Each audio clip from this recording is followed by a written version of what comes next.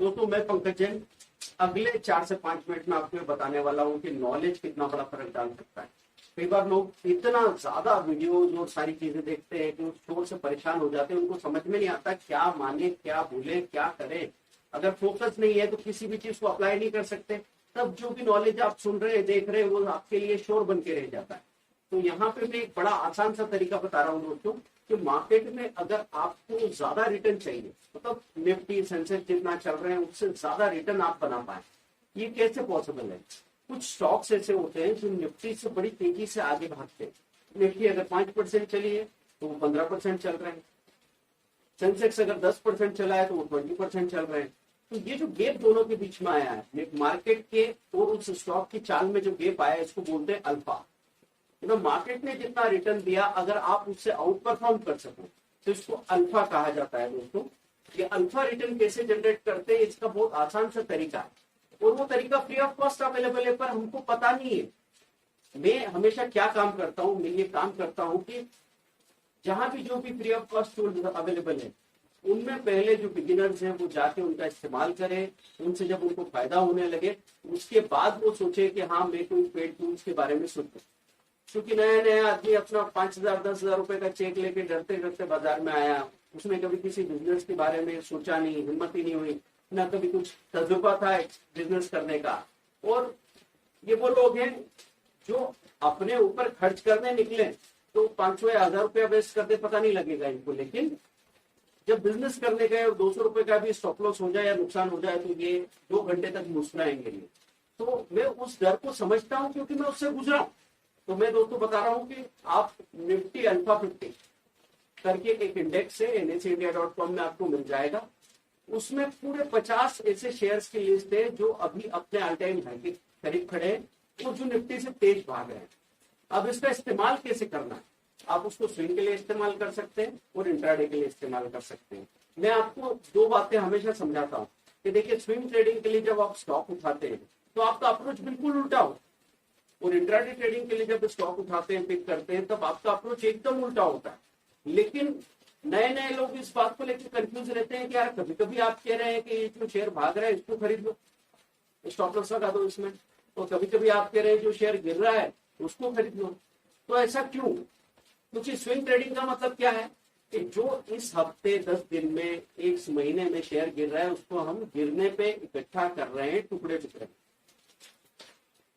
तो यहाँ पे स्टॉप लॉस की बजाय हम किस बात पे ज्यादा काम कर रहे हैं, हम अपने फंड पे कंट्रोल रख के टुकड़े टुकड़े में फंड डिप्लॉय कर रहे हैं।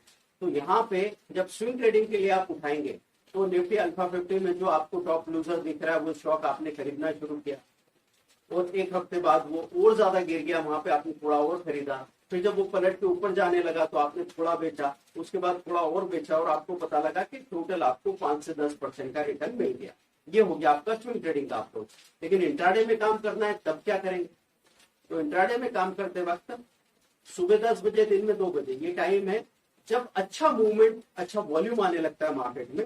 उस वक्त आप देखेंगे कि कौन सा स्टॉक अपने हाई के बिल्कुल करीब है, जिसका एलटीपी लास्ट ट्रेडेड प्राइस अभी भी हाई के करीब होने का मतलब यह है कि अभी भी इसमें बाइंग का रुझान बना हुआ है, सेलिंग इसमें कम हो रही है।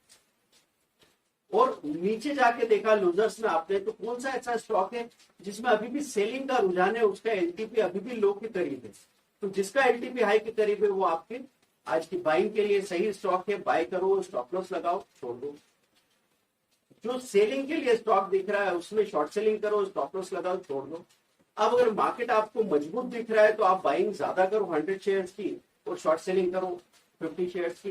वैसे टर्नओवर से डिसाइड करना है दोस्तों। आप प्राइस में अगर मैं बात करूं तो 100 शेयर, 50 शेयर, 10 शेयर ऐसे नहीं बोल सकता, क्योंकि हर एक शेयर की प्राइस अलग है ना। तो आप टर्नओवर से उसकी वैल्यू से बात कर सकते हैं कि मैं 50,000 का एक ट्रेड लगाता हूँ, मैं 1 लाख का एक ट्रेड लगाता हूँ। तो 1 लाख का ट्रेड लगा रहे हैं तो 1,000 रुपए का शेयर है तो 100 शेयर खरीद रहे हैं, और 10 रुपीज का शेयर है तो 10,000 शेयर खरीद रहे हैं, 100 रुपए का शेयर है तो 1,000 शेयर खरीद रहे हैं। ऐसे आप डिसाइड करोगे वैल्यू से। तो ध्यान रखें, जो जिसका एलटीपी हाई के करीब है उसमें बाइंग कर दो, उसमें स्टॉप लॉस लगा के छोड़ दो। जिसका एलटीपी लो के करीब है उसमें शॉर्ट सेलिंग कर दो, स्टॉप लॉस लगा के छोड़ दो। उसके बाद 1 घंटे तक आपको स्क्रीन पे आना ही नहीं है, स्क्रीन को घूरना भी नहीं है।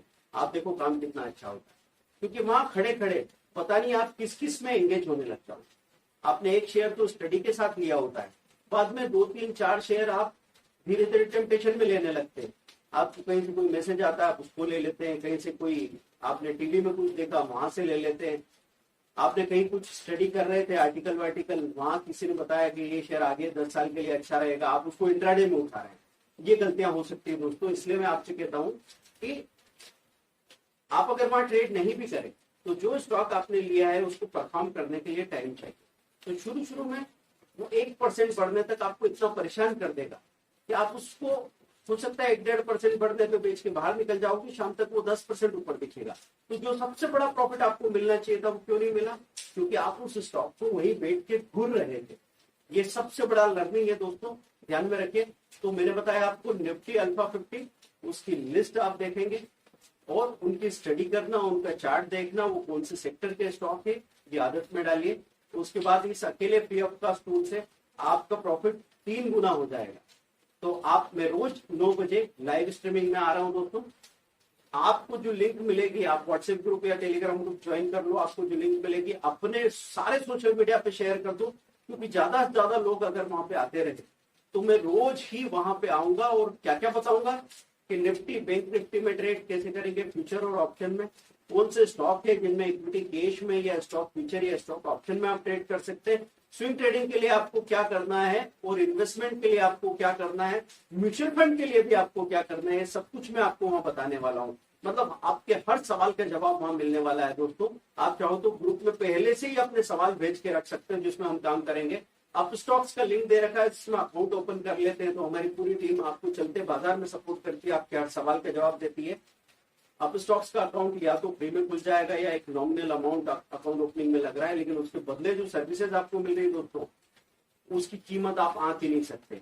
तो अगर आपको हाथ पकड़ के सही तरीके से काम करना है, सट्टेबाजी नहीं करनी है और इसको बनाना है एक ऐसा बिजनेस जो आपके अपने बिजनेस से भी बड़ा हो जाए, आपके अपने कैरियर से भी बड़ा हो जाए, तो आज शुरुआत कर लीजिए। क्योंकि क्या मिलेगा ये सवाल सही नहीं है, जाएगा क्या ये सवाल कीजिए तो आपका निर्णय ऐसे चुटकियों में हो जाएगा। शेयर कीजिए, लाइक कीजिए, सब्सक्राइब कीजिए, इंस्टाग्राम हैंडल जरूर फॉलो